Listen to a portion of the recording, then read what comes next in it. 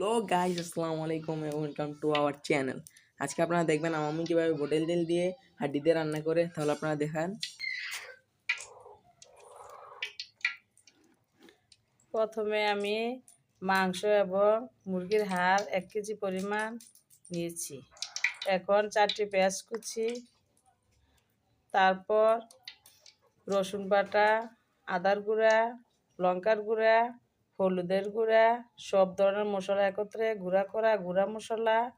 আর এখন এখানে দিচ্ছি পরিমাণ মতো লবণ আর 5 টুকরা কাঁচামরিচ। চুলায় পরিমাণ মতো তেল দিয়ে এখন পেঁয়াজগুলো ভেজে নিচ্ছি, নাড়াচাড়া দিয়ে নিচ্ছি। এখন সব মশলা একসাথে দিয়ে দিব, দিয়ে হালকা একটু পানি দিয়ে মশলা কষিয়ে নিব।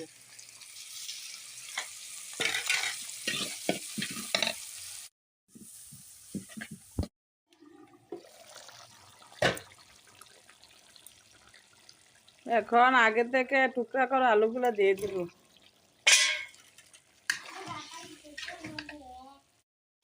মাংস আলু কষিয়ে সিদ্ধ হয়েছে, এজন্য আমি আগে থেকে সিদ্ধ করেছি বুটের ডাল।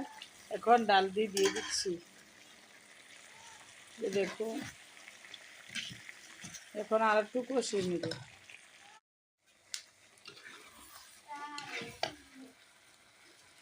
এখন কষানো শেষ, এখন পরিমাণ মতো জল দিব।